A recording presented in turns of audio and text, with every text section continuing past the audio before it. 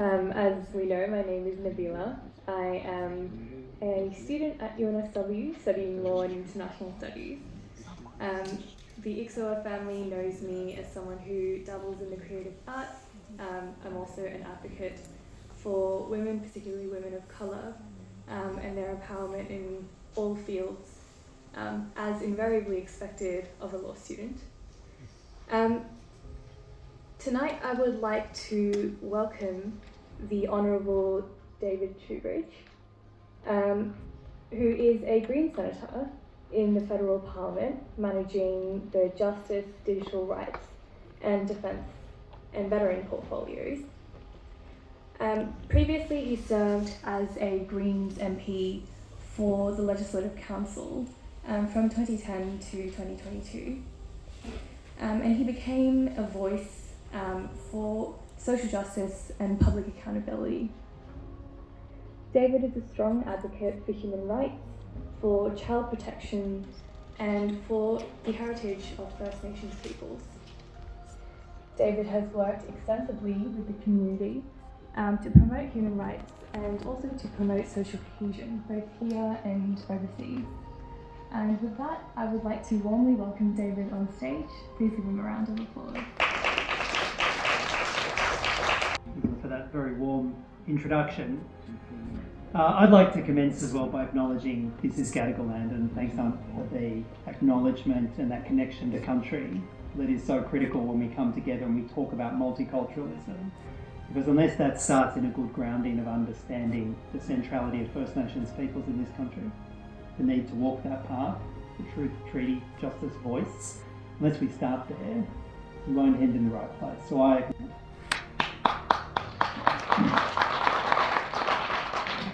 could I also acknowledge all of the religious leaders in the room and the contributions we've had from all faiths, and the shared commitment to looking past religion and seeing a common humanity in each of the contributions we heard. And I think that's one of the most important things that we take away from an event like tonight. I'd like to also acknowledge those members of Parliament and former members of Parliament that are in the room tonight, and as a former MP and a former sponsor of this event when I was a state MP, I think when we see MPs from different parties reach across the political divide and put on events like this and put aside our sectarian differences and our political differences to acknowledge that common humanity, we do that as MPs because events like this make us do that. Events here in the New South Wales Parliament, but also offer that invitation.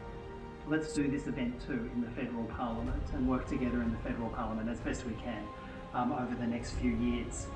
And I'd also, when we heard Abbas's speech, and we heard him speak about peace, it makes us reflect upon the conflicts we see around the world at the moment. And we should reflect on the fact $2 trillion of our collective global wealth on weapons and arms. Australia spends more than $130 million every day on weapons, and there seems to be a political consensus to spend more than $1 billion a week on weapons just in Australia. Imagine though, if we invested that collectively. Imagine what $2 trillion invested in peace could do. Imagine the scars it could heal, the divisions it could bridge, the future it could build. That's a future I think we should aim for and strive for at events like tonight. And I'd finish by saying this. It is terrific to see so many faiths here and to see politicians here. But we should also give a commitment at political level, at a religious level, at a community level, that when we see division being imported into Australia, division from any country, and when we see political or religious division being imported, that we must do everything we can in our religions, in our politics, in our workplaces, in our communities, to speak out against it and to call out the leaders who are willing to allow it to be used for political partisanship here, and to insist upon those firm commitments to a shared humanity and multiculturalism in Australia. So thank you again for the invitation to speak tonight. It is kind of interesting to come back to the New South Wales Parliament again after having spent so many years here. And I know that there was a mention of the books and the beautiful books that line this room, but if I could give you one one thing to take away from you to get through a long meeting or a long event. I often found the closest I got to religion in this room when I was in a long committee hearing is not the books, but the beautiful stained glass ceiling on the roof. Thanks very much.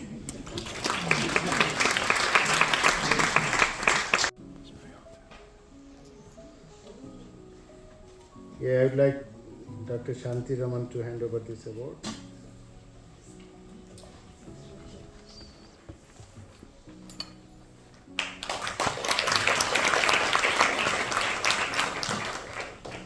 Thank you very much.